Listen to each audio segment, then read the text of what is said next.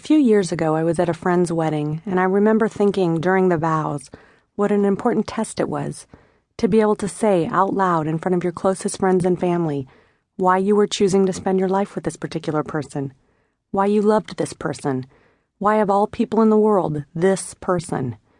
It really struck me how enormous an admission that was, how I hoped I would be able to do that someday, and how I needed to break up with the guy I had brought to that wedding. In the years that followed, that became my test of a relationship. Could I answer those questions about whom I loved and why I loved him openly and honestly in front of all of the people I cared about? And here we are, and I can. And there is so much to say. It is such a relief to have so much to say, and not just to my therapist. One thing I love about you, Ian, is that we have said most of these things to each other already. You never let a day go by when you don't tell me how much you love me. And this is, of course, after warning me early on that you didn't want to say I love you too often because you felt it would lose its meaning. I love that you have no strength in your convictions when it comes to the limits of your love.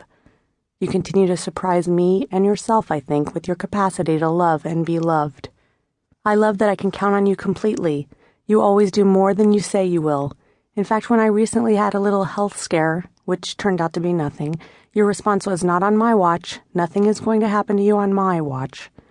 And although you sometimes seem to have superpowers, I know you can't stop bad things from happening to us or to the people around us, but the way you reacted and dropped everything to take care of me made me feel confident that we'll be able to get through anything. You make me feel safe and watched over, like nobody ever has before. In fact, there is only one promise you have not kept, and it was one you made when we first met. You said I shouldn't date you because you would break my heart. I believe my response was, "How do you know I won't break your heart?" And the game was on, and we both failed miserably, as evidenced by this rather public waving of the white flag. I love how much you love your family and friends, and what a good friend you are, and what good friends you surround yourself with. I feel confident that you would have realized on your own what a catch I was, but I still credit your friend Christina for punching you fairly hard after she met me and telling you not to screw this up. And although you definitely have a mind of your own, I know that a veto from any one of a number of people here might have meant no party tonight. Well, you would have been at some party tonight, but not this party.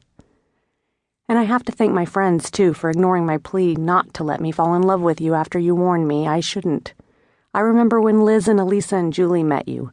They told me the next morning they liked us together, and they were off the case.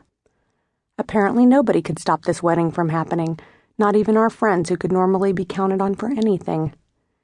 I love what a good neighbor you are. I never had a neighbor who brought me pumpkin souffle or green apple sorbet. I can't complain, though, because I have a boyfriend who does.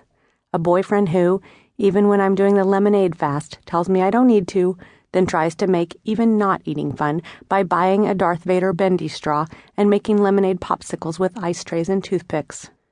Of course, this generosity comes with a price. Gone forever are the days when I could, like a good New Yorker, go into my house or walk down the street without talking to anyone. You make friends at the shoe repair store NJ&R. You know every dog that walks down our lane by name, even those two identical dogs. You remember which one is the nice one. Which brings me to another point. You do not judge based on appearances. You are not a snob. I love that you are as impressed by a good cheesemaker as you are by Sir Elton John. Speaking of cheese, I was thinking about that first night you cooked for me, which included the first of many cheese lectures. You like to say that's how you wooed me, but that's not exactly what happened. What happened was that it was very early in our relationship.